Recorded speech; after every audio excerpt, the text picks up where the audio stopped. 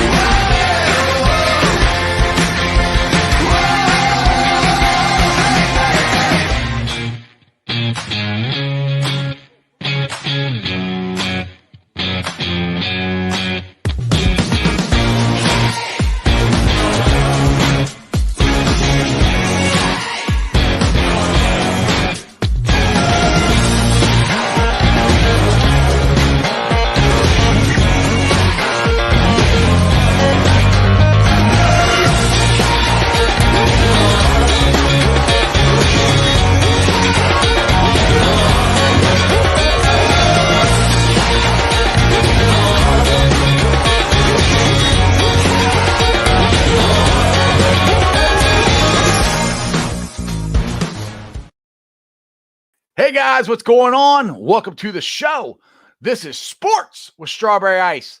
I'm your host, Jeff Trenopole. And as always, I'm bringing you sports from a West Side point of view right here in the great city of Cincinnati, Ohio, home of the Cincinnati Reds, who begin their season tomorrow. Are you excited? I know I am. All right, guys, if you found the show, do me a favor, hit that like and subscribe button, smash that thumbs up. I am up to 938 subscribers. That is awesome. As always, I appreciate every single one of you guys. Now, this show and every show is brought to you by T Properties. T Properties, quality housing for quality people. Check out their website at www.tpropertiesllc.com for all your rental property management needs and your rental needs. All right, guys, haven't done this in a little while, but I am going to be doing live video chats because Jeremy is busy at work and I don't feel like talking to myself. So you guys want to jump on and discuss the Reds? We got opening day tomorrow. Are you guys excited? I am. I think people are sleeping on the Reds, to be honest. I mean, I think they're picking the Cubs ahead of us, which, I mean, the Cubs didn't do anything either. They actually lost more players than the Reds did. So I'm not exactly sure why they're picking the Cubs and the Cardinals. I mean, yeah, They added the third baseman from Colorado, but that's it. I mean, we lost Trevor Bauer. Yes, the Cy Young Award winner. But if you look at our rotation, hopefully when they're all healthy, meaning Gray's back in there and either TJ Antone or Michael Lorenzen's in there, I think we got a pretty good, just as good a starting pitching staff as we did last year. I'm worried about Wilson. Wade Miley. I'm worried about him. I'm not sure if he is up to snuff because he is not really been very impressive. So he's the one I am worried about. That's why I wouldn't mind seeing Lorenzen and Antone both in there. I know that makes us all right-handed, but those are just my thoughts. Now, it is official that Jonathan Indy has made the opening day roster. Now, I was kind of wondering if they were going to hold him back, kind of like they did Senzel, because they hold him back in the minor leagues until May. The arbitration year doesn't, they get basically a free year out of his major leagues, but they didn't. He's on the roster. Hopefully the mad scientist actually starts him tomorrow. I don't know, but I mean, I don't see why he wouldn't start him because Akiyama's hurt. So your outfield should be Senzel in center, Winker in left, Nick Castellanos, who I call Cablastos, in right, and then your infield should be Moose at third, shortstop Gino, second base Indy, first base Votto. Long as Votto, which that's another thing up there. I don't know if Votto is going to be ready to play yet. I haven't heard that because he's recovering from COVID. I think that decision is probably coming today. But again, as of airtime, I have not heard if he's playing yet. Now, Indy, as far as I know, is going to be wearing number 6. Because I know people asked, I was going to say it was 71. But no, he's my number 6, which I got to give credit to Josh, who's on Who Dey Nation and on Cincinnati Reds, rounding third, heading for home. He's a numbers guy. He thought of this, but it's kind of cool. 7 minus 1 is 6. So he's number 6 now. So I thought that was pretty cool. Now, the Reds have got to get off to a better start than they did the last couple years. And no, they're not having the opening day parade because of COVID safety protocols. I don't get it because they are going to have people down at the banks. I know there's only so many people to let in the restaurants, but the whole area of the banks, it's open container. You can walk around. So I don't know if they're limiting people to that area. Not that I know of, they're not. So I'm not sure why they'd have everybody that would normally go down there, for the parade, all hang out down at the banks, not spread us all out to do a parade. But they're not doing a parade this year, which is kind of sad. But like I was saying, the Reds have got to get off to a better start. That is the key to this whole thing, I think. I said this last year. If you guys watch any of my videos, I said last year, they got to get off to a good start. I mean, in 2019, David Bell's first year, they were 1-8. Last year wasn't much better. I know it was COVID and the season started in July, but they're 2-5. You can't start the season 1-8 and 2-5. I know it's a 162 game season, but if you're 9 games out of first place and by the end of April, like they were in 2019, you're most likely not winning the division. It's an uphill battle.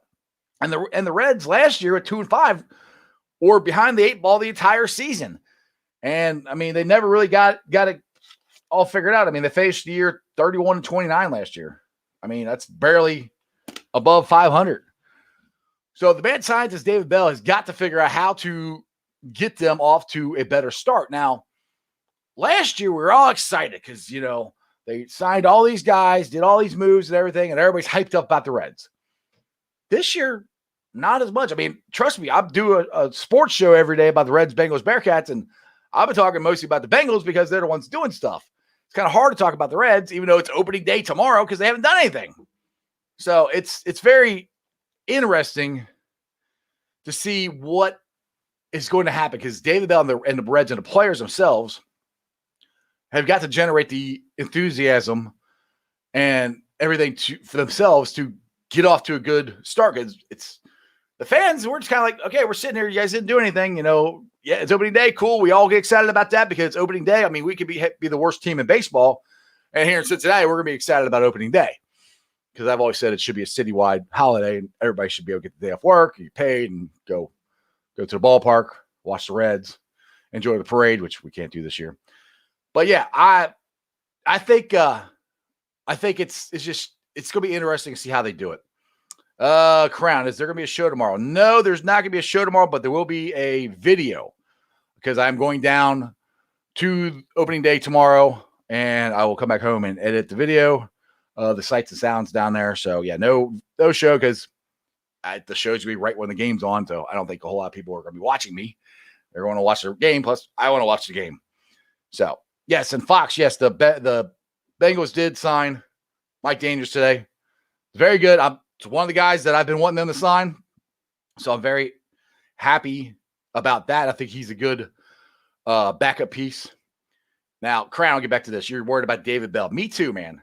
David Bell, to me, has shown no signs, really, of knowing how to manage a winning ball club. I mean, yes, they made the playoffs last year, but hell, 16 teams made the playoffs last year.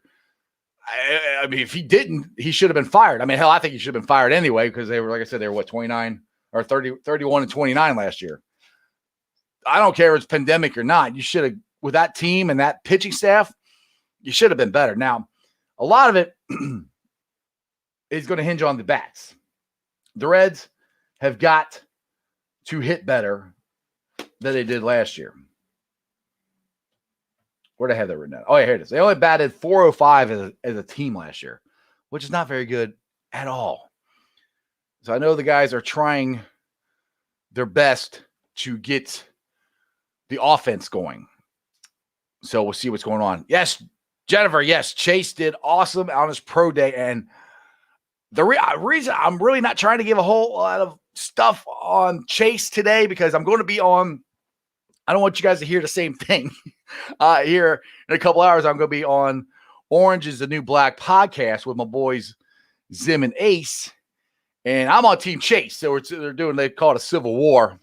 It's going to be me and a couple other guys. Actually, kind of surprised some of the guys that are going to be on there that I'm with them. So I'm very privileged and honored to be on the show with them tonight. But here's a little trailer. So make sure you guys watch the Orange is the New Black podcast. It's on Cincy Jungle. It's on their site, their Facebook group. But here's the video.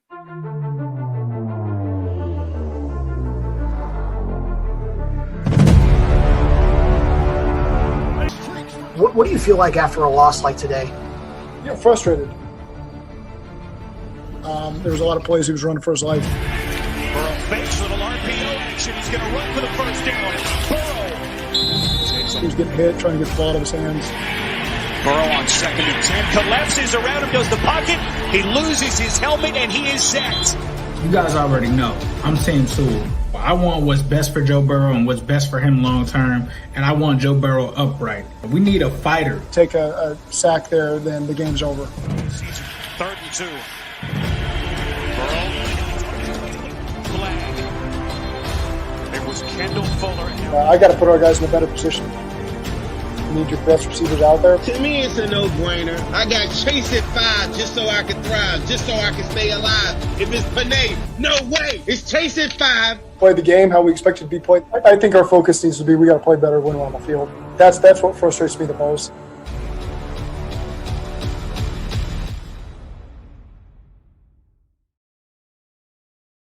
So yeah, that's tonight at 8:00. So I hope you guys can join us on there. And like I said, I'm with Zim.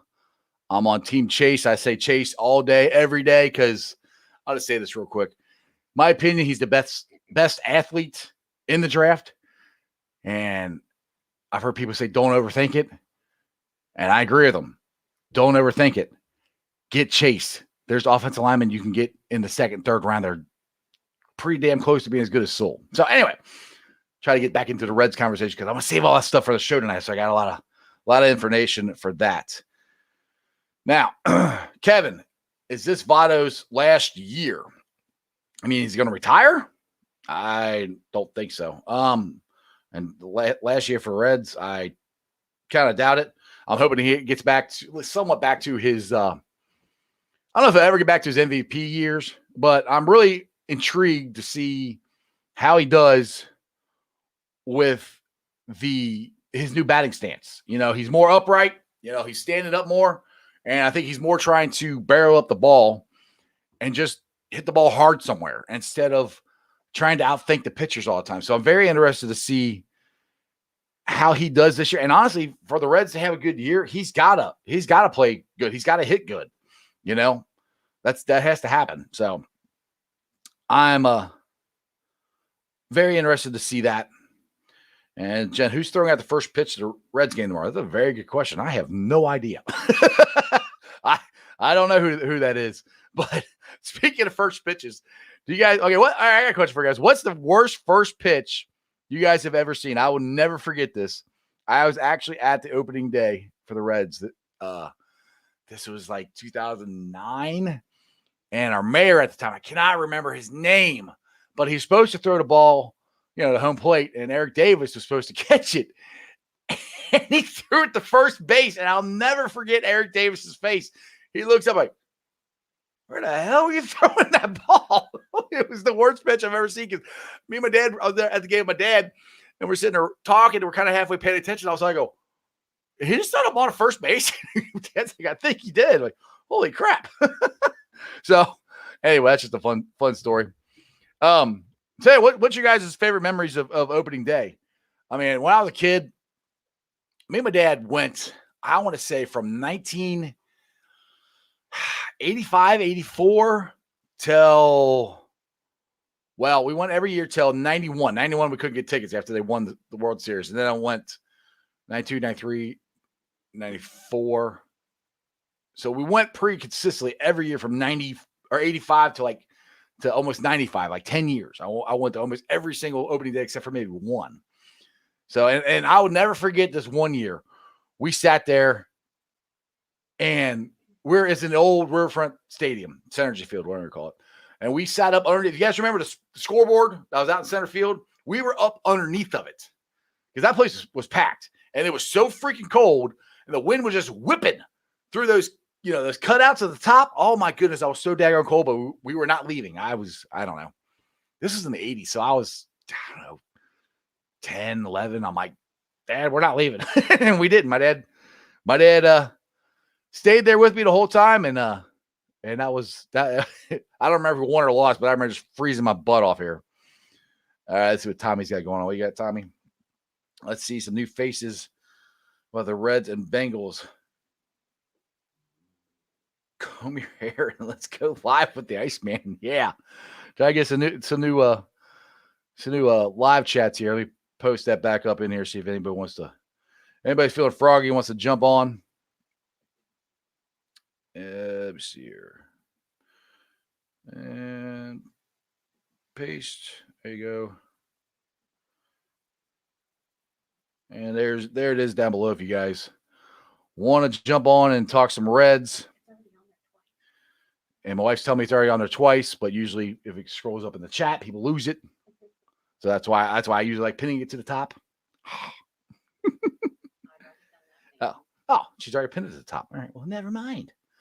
Yes, Brad, love watching the parade. Yes, I do. That's one of the I think one of the best traditions we have in Cincinnati. I mean, it's been going on forever.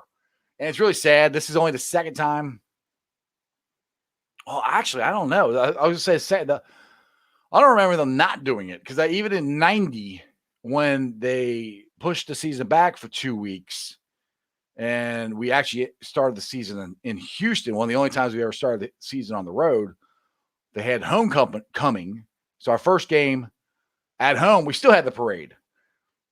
So that's where it is really going to be really weird to be down there and not have the parade. All right, Jen, one of my fondest memories of going to the Reds game was when I was 10 years old and got selected to go on the field. Oh, cool. I got my picture taken with the pitcher, Tommy Hume. Yeah, that's awesome. Oh, I got one. That just triggered a memory for me. When I was little, I was in the I don't know if I got younger audience here, but Johnny Bench, who was the greatest catcher who ever lived, had a kids club. It was called the Baseball Bunch, and I was in it. And he had a TV show and everything. I was always kind of hoping I'd get on the TV show, but that never happened. But they had a thing where I got to go on the field, and I just remember we walked around. I think from third base to first base, I think, or maybe vice versa. I don't really remember, but I just remember Johnny Bench there shaking hands. How you doing? I'm like, hi, Mr. Bench. How you doing? Because he had like freaking, I don't know, 200 kids or whatever, in line. So I'm like, oh, I got to shake Johnny Bench's hand. So he was one of my favorite players growing up, him and Pete Rose when I was real little. Then my favorite is my boy right here, Sabo. That is my favorite player of all time.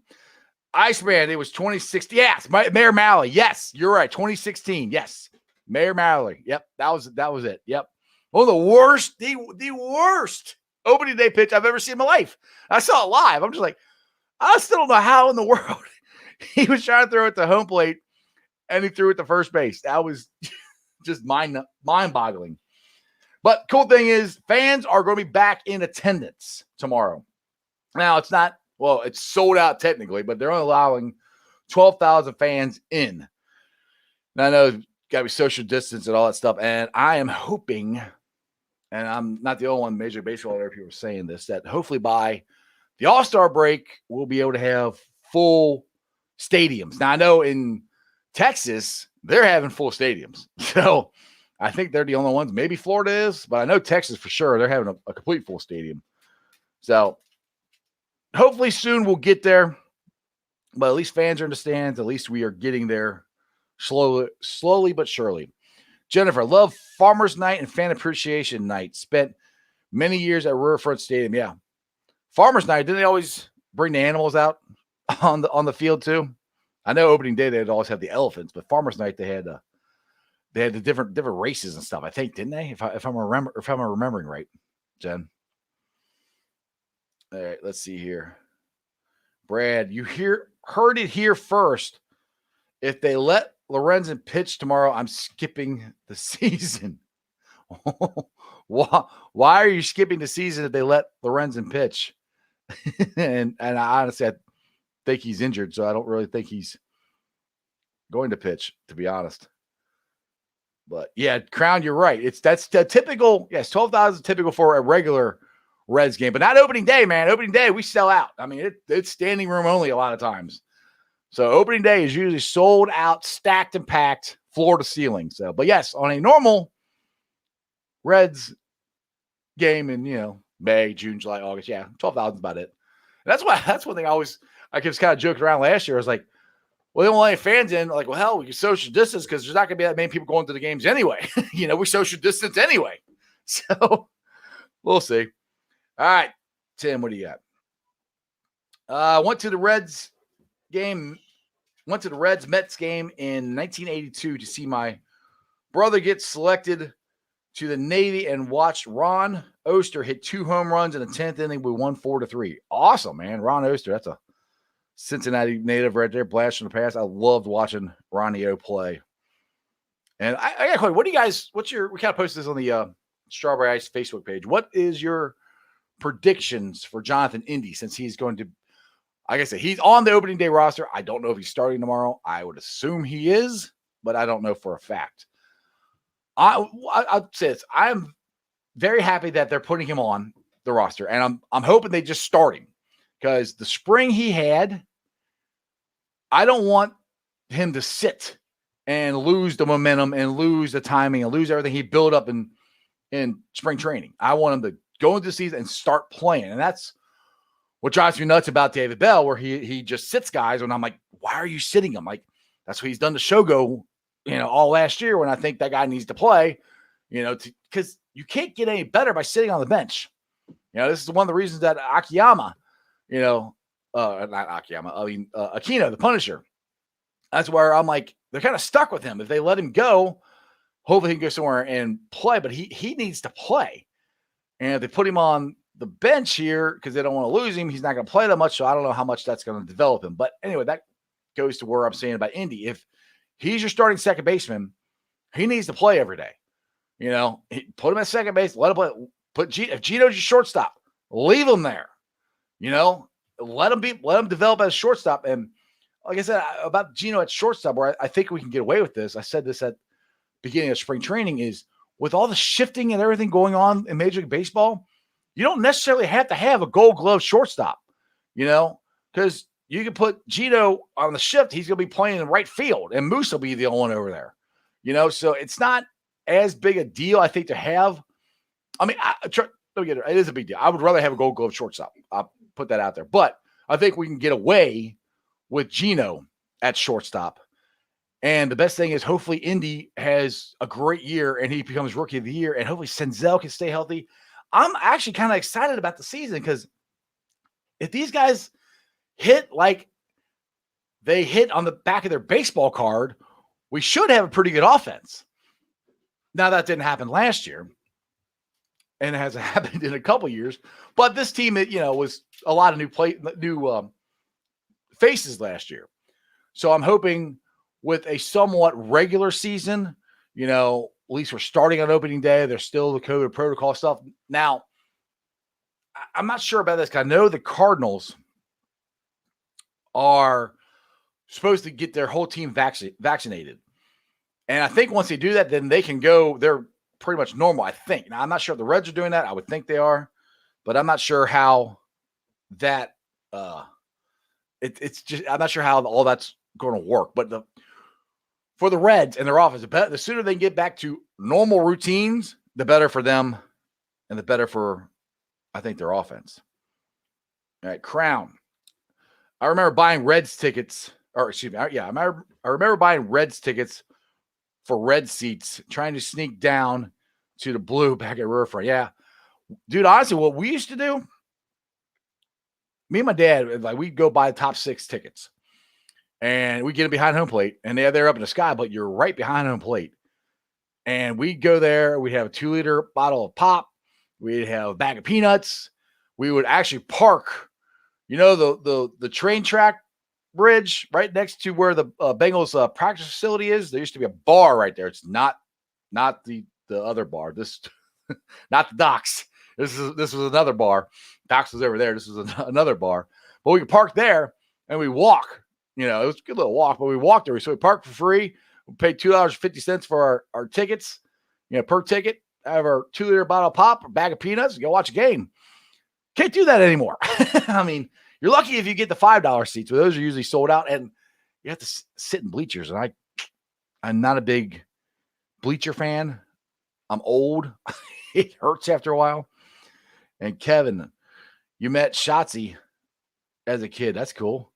I actually got an autograph over there from my great aunt and uncle. They got Marge Shot and Shotzi to autograph it. It's a napkin. I got it framed. Shotzi with a paw print.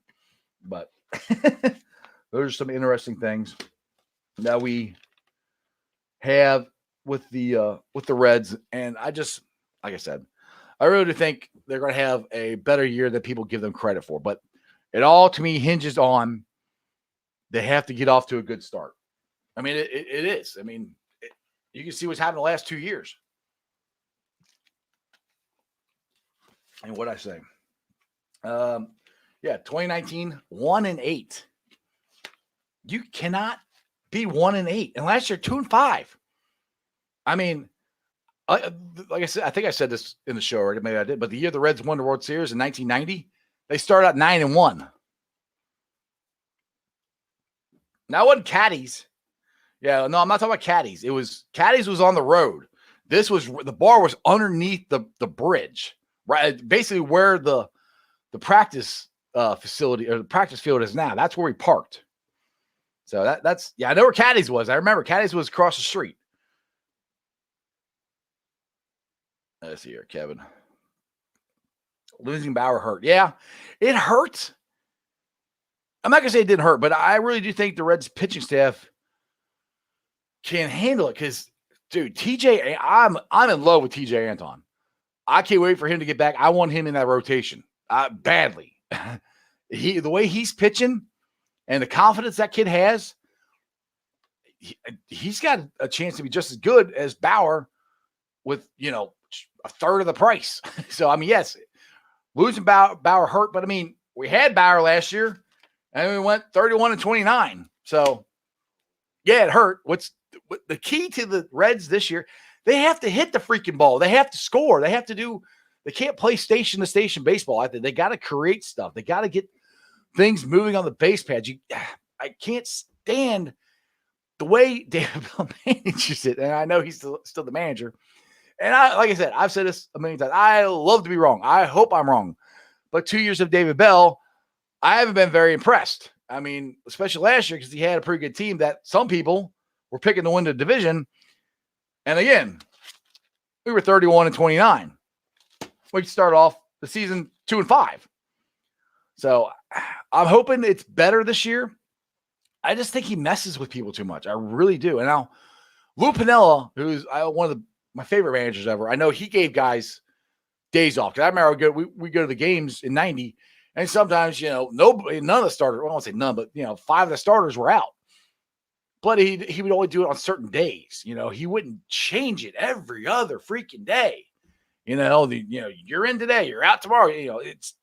I don't see how you can get any timing or consistency or anything. Because baseball, when you hit, it's all about timing and your swing and redefining it and everything. And if you're a quote starter, but you don't know if you're playing every day, it makes it a little hard to get consistent. And that's why I think we've had such inconsistent seasons, the last couple of years. I blame it on Bell. I think he tinkers too much, and maybe with Shogo being injured and not having a shortstop except for Gino, it might be a good thing. Maybe he can't really mess with anybody. He'll just put the same starting 5 out there and, hopefully we'll get off to a good start. I can't emphasize that enough. We've got to get off to a good start. That's your Anthony. The turning point of the season for us was when Bell was suspended. Honestly, I think, yeah, last year I didn't even. Anthony. But honestly, my opinion, the turning point for the season was right about the same time. It was when he benched Joey Votto. Honestly, because that's the thing that drove me nuts. He would sit everybody except Votto, and Votto was having the worst season of his life, but he kept throwing him out there every day. And I'm like, give the man a break. I'm like, give him a day off. He needed a break. But, Shogo Akiyama, he, got on a 4-game hitting streak. Hey, let's sit you down. Let's take a break. Joey Votto, you're 1 for your last 25. Go on out there, buddy. Let's see what you can do. But he finally sat him. He sat him longer than I really think you need to. But I think that kickstarted stuff, in my opinion. But, hold on a second here. Crip, what do you got? Let me see here. Was that a fan of Dusty Baker? Yeah, actually, I like Dusty Baker. I mean, I'll put it this way. I like Dusty Baker, and I defended him all the way until he left Matt Latos in there against Buster Posey. When, the game wasn't out of reach. We needed to win that game for the playoffs, and he left him in there, and Posey hit a grand slam off of him. After that, I'm like, dude, because the problem, I love Dusty Baker, but the problem I had with Dusty Baker is he would try to manage the playoffs the same way he managed during the season. It's not that big of a deal. Just relax, go have fun. Like, no. This is the playoffs, man. You are in a 3-game, 5-game, whatever, 7-game series. You got to win. And if you have a chance to win that day, you do whatever it takes to win that game. And I don't think Dusty manages that way in the playoffs. David Bell, in my opinion, manages like that from day one till the end. And I think that's why he wears guys out. That's one of the reasons I don't think he's a very good manager. But right now, yes, I would take Dusty Baker in a heartbeat over David Bell. Trust me. Let's see, Anthony. You can compare Dusty Baker to Marvin. Yeah, they can't win play. Yeah, exactly. And I did that on my show a couple times. When they were getting rid of Marvin, I said, yeah, him and Dusty were a lot alike. They're really good in-season coach and manager, but not playoffs. And if you look at Dusty's record, he's never been. He made it to World Series in 2002, but he also had Barry Bonds on his team. What you think whatever you want about Barry Bonds, but he's one of the greatest hitters ever. Steroids or not, he's when he was on, he was on. You couldn't get a fastball past that dude. But anyway, that's the only time that Dusty made it to the World Series. So that's my only problem I ever had with Dusty.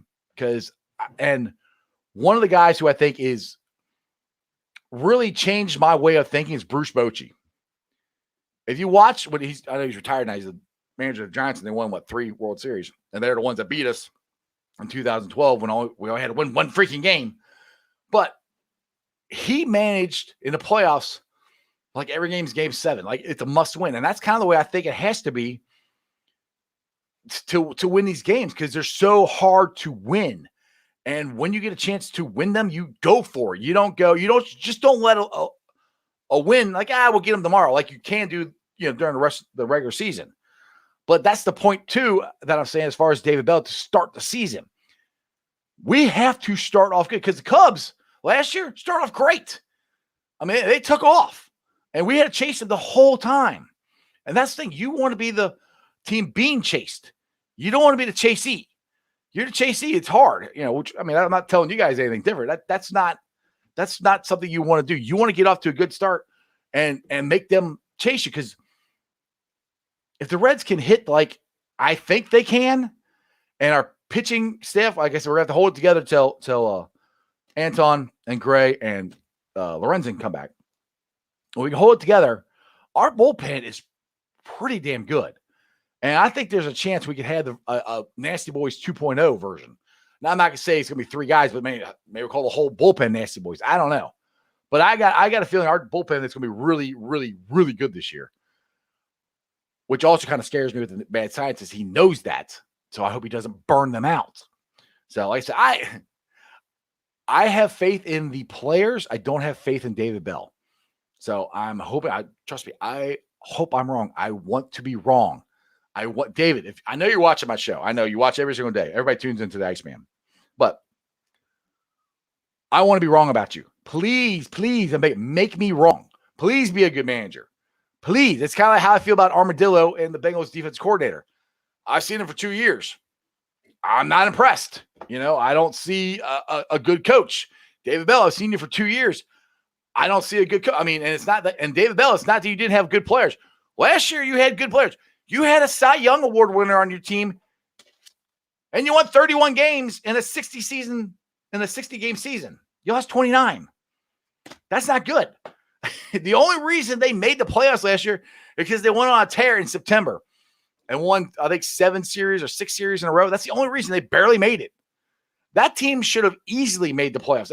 They let 16 teams in, and we had a Cy Young Award winner. We went 22 innings without scoring. I've said this a million times. 22 innings without scoring a single run in the playoffs. To me, and everybody says David Bell's a nice laid-back coach. Well, when the pressure's on, this team doesn't play laid back. They play like they're choking the crap out of the bat. And oh my goodness, I got to get a hit here. And that's where it comes to being a good manager. You have to manage like it's game 7, but you have to have your players relaxed, and not worried about it. You as a manager can be worried and stressed out all you want about it because that comes with the job. You got to make the players comfortable. And I don't think David Bell does, because the players don't respond in crunch time. I mean, even in, runners on base, we have a hard time. Now, I'm saying this, and the Reds had a terrible spring training. And actually, Bengal Jim was texting me today about this, that he doesn't think the Reds will be that good this year because of spring training. Now, I'm kind of forgetting about spring training, not holding a lot up to it because how many games did you have? You only played 7 innings. If you had a starting pitcher that pitched more than 20 pitches in an inning, you got to pull them out. I mean, they weren't real games, So there was no ramping up. Like normally, like the last week of spring training, you start ramping up and getting ready. And they still had the same stupid rules. So I don't know if anybody's actually ramped up and like they usually would be, getting ready for the season, because they were playing games that we all know are meaningless, but they were deemed even more meaningless now because of the way the rules they had, So that's where, I'm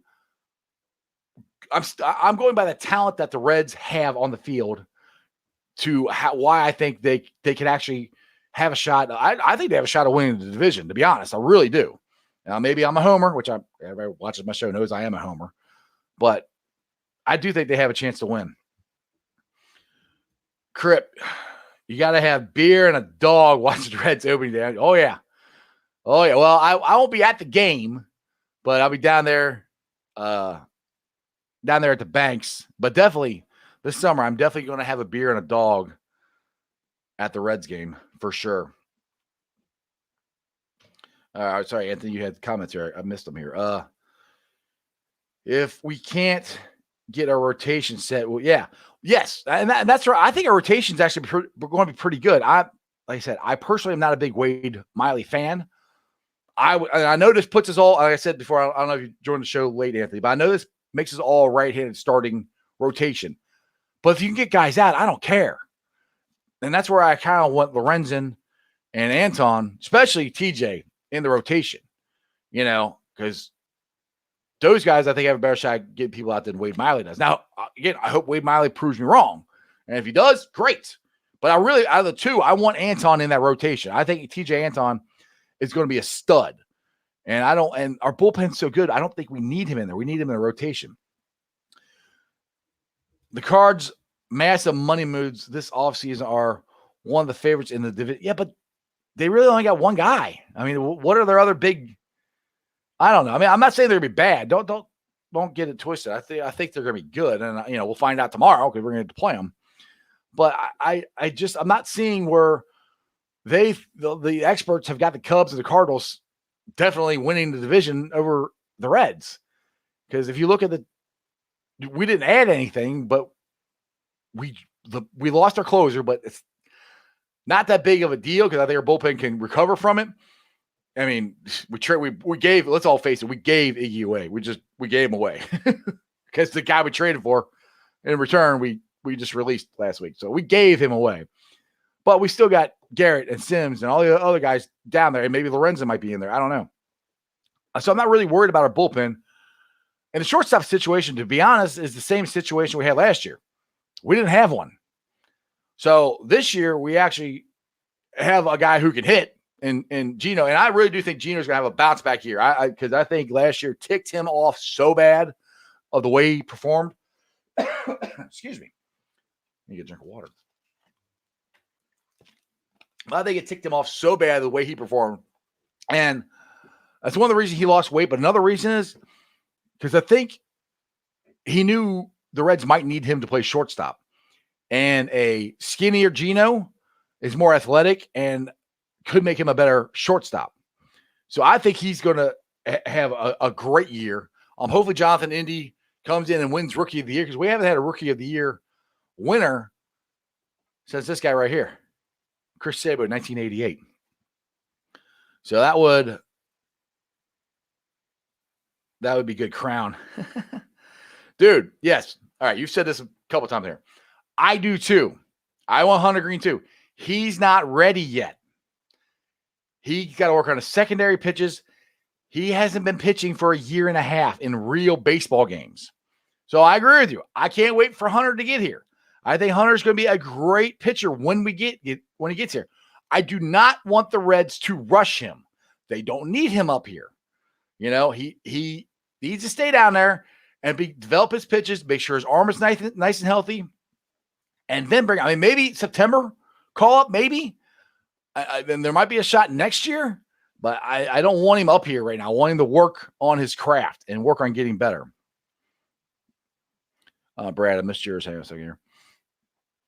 We might need to have or the one beer unless David Bell learns how to coach. Yeah, I know. And that's the frustrating thing, man. It's like I really do think we got a good team. David Bell just. Yeah. Titus, what's up, brother? Cincinnati Bengals are going to draft Jamar Chase from LSU. Let's go. I agree with you, brother. Do me a favor. Check out the Orange is the New Black podcast tonight at 8 o'clock. I will be on there. Me and Zim are on Team Chase, going against Ace and some other people on the panel. Their team Sewell. It's going to be fun to watch. So I will be on there. That's why I'm trying not to talk a whole bunch about the Bengals, because I'm saving it for later on the night. So if you guys are watching me now, you can watch me later and you don't hear me say the same stuff. So, but I appreciate you, Titus. I agree with you. All right, Anthony. I don't know. We let Bauer walk. Said he would consider coming back. Dude, yeah, he said that, but look how much money they paid him. We couldn't touch that. I mean, he said he'd consider it, but we'd have to come close to what they paid him.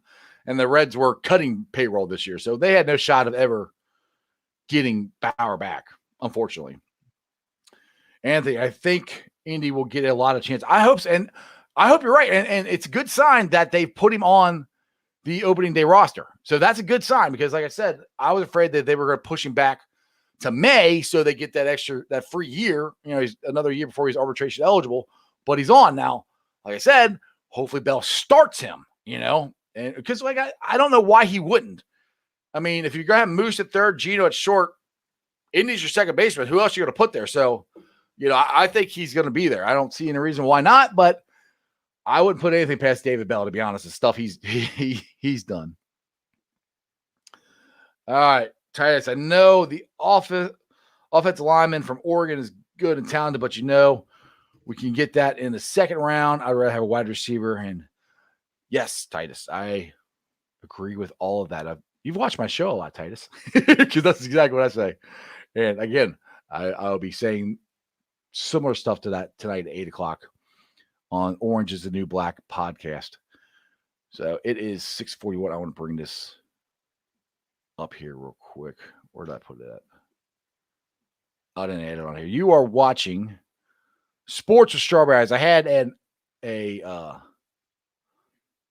picture I was going to put up about a graphic that my buddy Josh made for me, but it's on the other one when I do Bengals. So I got to switch it to this one. But anyway, you're watching Sports with Strawberry Ice. I'm live every day, Monday through Friday, 5:30 right here on YouTube, except for tomorrow. It's going to be a video. So make sure you guys like, subscribe, share.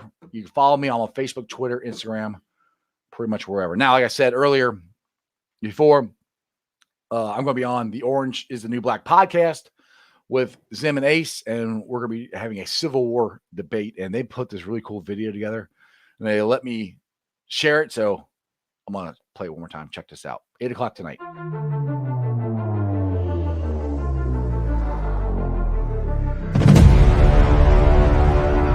Like today? Yeah, frustrated.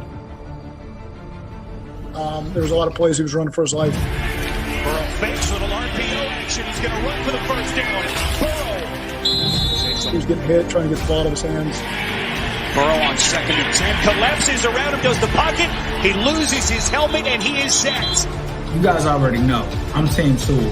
I want what's best for Joe Burrow and what's best for him long term, and I want Joe Burrow upright. We need a fighter. Take a sack there, then the game's over. 3rd and 2. Burrow.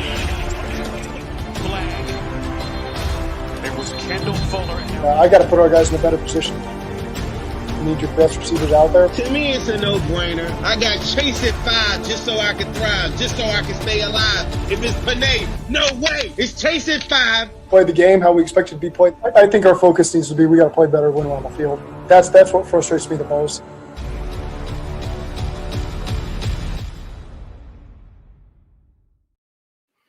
I love that video. Those guys did a great job, and they do a great job on their podcast. It's going to be a lot of fun tonight. And like I said, I'm Chase all day, every day. Because I'll say it real quick here. We can get a lineman in the 2nd, 3rd, 4th. We can get 2 linemen. I think we'll be all right.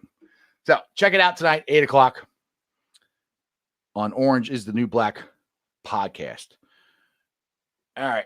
What else you got, Titus? How many games do you think the Reds are going to win this year? I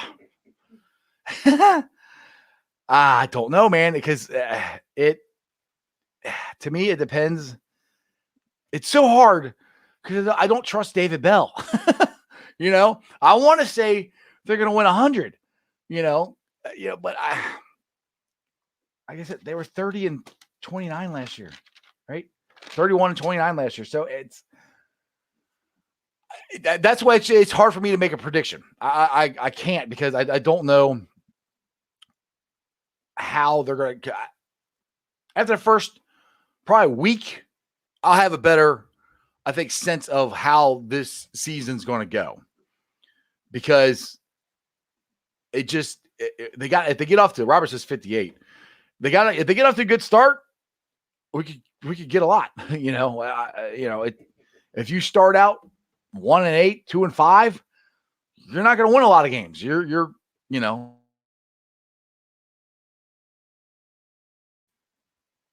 Let's see here, Robert. What do you got? Bell. The Bells are some solid people. Oh yes, yes. The Bell family are they're very solid, very nice people. It's nothing, and David Bell is a very nice person. It's nothing against him personally. It's just his managerial skill, the way I don't think he manages with any feel. I think in this day and age, you got to manage with feel, and you also got to use the analytics. And I think he's just totally for analytics. So it's nothing personal against David Bell at all. I loved his dad. When his dad played for the Reds, it was awesome. What are you saying, Jared? What position are you going into this season? I'm not sure what you mean by that, buddy. Oh, here, let's see here. You put it down there. Okay. What position going into the season scares you? Right now, number 4 and 5 starters. Right now. That's what scares me. Because Hoffmeyer, whatever you say, however you say his name, pitched last Saturday, was awful. Absolutely awful. De Leon has pitched okay, but those two got to hold the fort down till Antone and Lorenzen and Gray come back. And like I said, I hope it's Gray and Antone that are in the rotation, to be honest. So that's what scares me right now. Those are, Shogo will be back. He's only got a hamstring injury. So I'm not too worried about him. I would like him to get more playing time, but I also want Senzel to get more playing time. And I also want Castellanos, Cablastos, what I call him, he's going to play every day in right field. That was established last year. He's going to be out there in right field every day. So you got 2 outfield spots between 3 guys. And sorry, the way DeWink hit last year and the way he's hitting in spring training, he should be out there every day.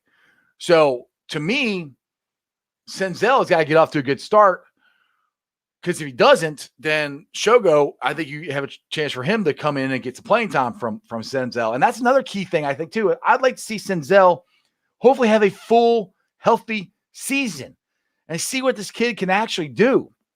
Because we got 2 of the guys that should be starting tomorrow in Indy and Senzel that are up here that we've heard about for years, and they're here. So hopefully the Reds got it right, because these are 2 of the high draft picks they did when we were, tanking for 5-6 years. So hopefully they got them right, and these guys are as good as advertised. We'll find out tomorrow. Let's see here. Jared Hoffman is a typical Derek Johnson analytics guru with the movement of his fastball. Yeah, I mean, I hope. Look, I think Derek Johnson actually is a very good pitching coach. I think I trust him. I just worried the way Hoffman pitched the last couple of times. He hadn't pitched that great in spring training that I've seen. And yes, Jared, we need Senzel to take the next step. Yes, we do. That's a key. There's lots of keys. And I think if you got Senzel playing like he can, Indy playing like he can, Gino hitting like he can, Moose hitting like he can, Votto getting somewhere close to that. If Winker and Cablastos do what they did last year, we should have a good offense. And then you got Tyler Stevenson, backing up the backup catcher this year, and I think he can hit. So that's why I'm kind of excited. We should have guys who can hit. And then if these guys can hold the fort down until TJ and Gray come back, we got a good starting rotation, and our bullpen's stout. So that's where I'm pretty excited about it. It all to me hinges on David Bell. What do you got, Foxy? Just read that WJ3 blasted the fans, and I don't know. I have no idea, Robert. I haven't seen any of that. So, Timothy, you're going to enjoy opening day. Exactly. All right, guys. It's about 6:30. I think I'm going to roll on out of here. Hold on, let me see what Jared says here. That's where we differ. The bullpen scares the hell out of me. Really?